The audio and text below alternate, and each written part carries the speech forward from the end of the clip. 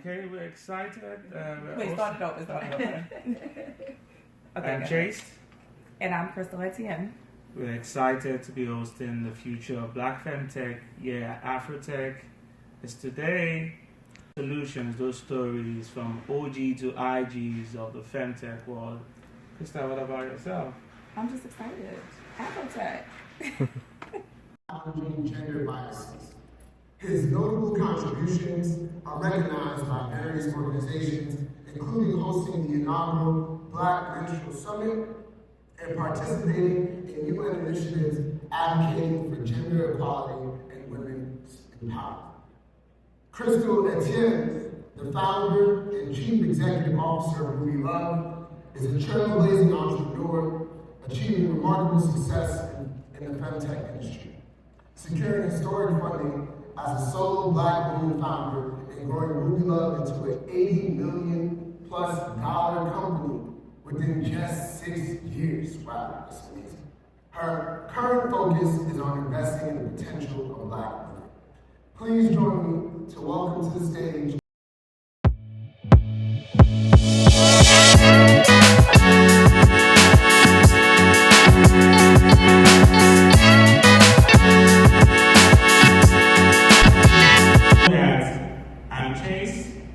from the heart of Nigeria. I'm sure you already can tell by my last name and accent that I'm a proud Nigerian boy. And they call me a chief period officer, a title I proudly embrace as I work tirelessly to break down the stigmas surrounding menstruation and also to invite the men in the room to join in this conversation. We don't do conferences, but when he said that it was about Black women's the femtech and our feminine care, I said, absolutely. So I started my journey just being aggravated with a period. One day I was just like laying on my bed and I was home from work and my sanitary pad was sticking out of my underwear. And I'm like, this is like bloody crazy. No pun intended. And I just said to myself, like, if I can text my sister who lives when the idea hit me that I need to make something that is comfortable for something that we deal with, and we just ignore it. And that's what a lot of us as Black women do, we just deal with it. But that day I was like, you know what, I'm not gonna deal with it anymore. I want to be comfortable, I want to address my pain that I go through every single month, and that is how Ruby Love started. I think the category is oversaturated, and it's oversaturated with people who really do not understand what our bodies go through. Whether it's a woman, where we experience it, and a man who is dealing with us on that level. I mean, my husband could tell you, it's not nice. So I just think the category itself is oversaturated. Take Mary Kettle, as we said. No one knew, I didn't even know when I first launched my company, that she's actually the one who created the sanitary pad. And then I saw, in the last couple of years, how it happened to me. I'm the inventor of period swimwear, period sleepwear, the inventor of it. And I don't get the credit. It's all the companies who have raised or sold for $240 million. And I literally put this company on my back. And you barely hear about Ruby Love. And it's because I am a Black woman that built an is very, very saturated when it comes to period apparel, where the message is being lost within my company that we are trying to prepare young girls to start where their parents speak to them at an early age so they don't get to the point where we feel every single one. $8 billion. So as I said, I'm the inventor of period swimwear. I'm not the inventor of period underwear, but my patent is 1 hour gusset because I felt that things were missing. But I am the inventor of period sleepwear, swimwear, and activewear. So I do get the question a lot about the swimwear, which I'm sure plenty of you are like, how do you swim like with a period swimwear? So when I said in my last answer to you about the category being oversaturated and people just launching products, all of the other products that are out there that has copied my product for period sleepwear, they say that is waterproof. Just think about it for a second. Do you want a waterproof period swimwear? And if you look at all the marketing, it says waterproof. Because they did not invent it, they don't understand that our period swimwear that I invented is actually water resistant. And umbrella is waterproof. Who wants to get in the water with that? Word and very oversaturated. I still think because of our customer base, which are parents with teen and tweens, I still think that there is still a lot of technology that is still missing in that sense. Which is why I wanted to join you. Like when you told me what your mission was, and I just felt like the people, women or men, black or white, need to hear like that from someone who has built a company and speaking to customers every day and knowing what's out there to know what is the next step of how do we improve. Like I think you said that I think you made a statement yesterday that the OG and the IG. Yeah, the OG and the IG. And it's really true. It's like everything needs to have innovation. But with me growing my company and growing like a multi-million-dollar company, over $8 million, like we're very, very close to our customer. There still was something missing. And I'm very proud that we're able to give a solution to make you comfortable of what my original mission was, but there still was something missing. When she's feeling down, sometimes we don't even know like why we feel that way. In order for them to give us the solution and the technology to be able to, like we've never had anybody. Yes, I was very close to my daughter and I can tell my daughter, do this, do that, here's how you put the pad on, but sometimes you don't want to speak to someone. Sometimes you just want to lay in your bed. Sometimes you just want to like walk down the street and feel some air hit your face. And I think that is what the misunderstanding is. My last name is Etienne. He is a right off the boat at 14 Haitian. Love him to death. But when I first told him, making a 6-figure salary, that I'm leaving my job to start this company, he turned to me and said, you need to go back to work. He's like, oh no, a hole in our underwear? Oh no. But then, because I'm an entrepreneur at heart, I still just went through with it. He had his own business. It literally took me from 2016 to the end of 18 to convince my husband to leave his business. And like I said, he is a real true Haitian man. So when he said, okay, you know what, I'm gonna sell off my stuff and I'm gonna come in, that's when I knew like that was the real, like, okay, you know what, how people say, mama, I made it. It was like, husband, I made it. To get him to do that. But everyone thinks it's about blood, but it's not. It's about the uncomfortability. It's about the leakage. And actually, men actually leak more than women. Like literally, all day long. Y'all got piss in your pants now. They know they do. They know they do. So women, we can go to the bathroom, or even if we have our period or anything, and we have light incontinence, we can clean that up real quick. We can wipe that. We can do it. Men, when they shake, they cannot. It takes an hour, 1 hour, for that last drip to come out.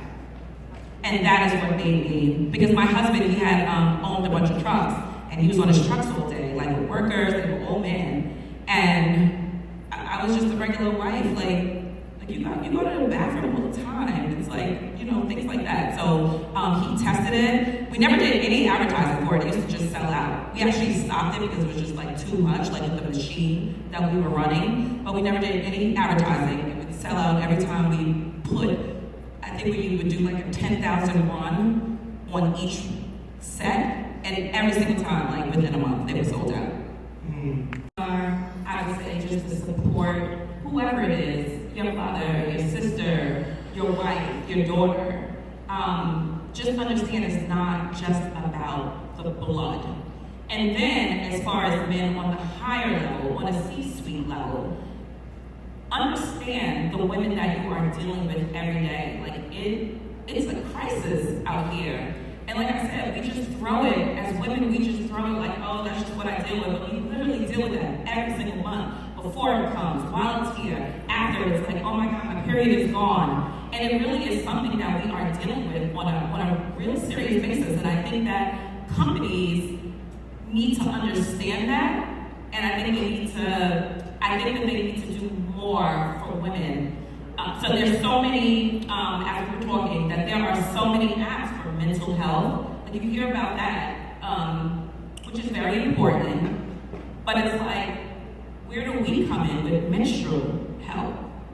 And that is where like the corporate, which is mostly men, mostly white men, can actually understand it instead of just saying, I run into so many investors, like when I was raising before, that would say, oh, let me ask my wife about this. It's like, why don't you know about this? Like, what is wrong with you? Like, your wife and your daughter goes to this full time. Why do you have to go ask your wife about this? And that is where it can be helped. Blackness. Like, we just can't.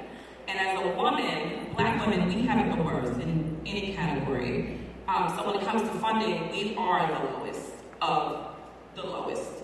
So it's sad to say, but that's our reality. When I was trying to raise my funds in 2016, I did it for probably, I think, like 2 weeks, like 2.5 weeks. And I was like, oh, forget this. Like, I'm not dealing with them. I need to go raise my company. Like, I need to go build my company. Because they literally was just like listening, and I'm interested. And I think at that point, I probably was at like, in 2016, I was at like over $1 million. Like, I was almost close to $2 million. And it was so hard. And I was seeing like my competitors who were raising funds, like 25 million, 18 million, 2.5 million. It's like, I literally did this on my back, showing you the big vision. Like, it's not just about periods. It's about, we're gonna be like the biggest leak-proof company, and you're still telling me no. So I stopped. Ran my company, built that up into 2018, like 17, 18, I was at $10 million. Tried it again. It wasn't until I had a white man, Jason Calacanis, that brought me and wanted me to come into this incubator, whereas he put the stamp of approval that, in telling investors, like, this girl is the real deal. Like, she bootstrapped to over $10 million, where I ended up with 15 term sheets and chose one investor. I can show what you're gonna do, but unfortunately that's not the case. So I would say to really like focus and hone in on your story, on your brand, of not just the now, but the later on of what you want to do, and also to know your numbers, because they hit us with things that you're like, really? Like, would you ask them that? But you just gotta take it with stride, and if that is what you want to do. I don't think VC is right for everyone. I don't. I thought it was, and then it's a lot that comes with it. And I think that is what people are also misunderstanding. We can have ChaJe for menstrual health, where we can encourage employers and employees relationship in terms of, I want to get a menstrual leave instead of a PTO.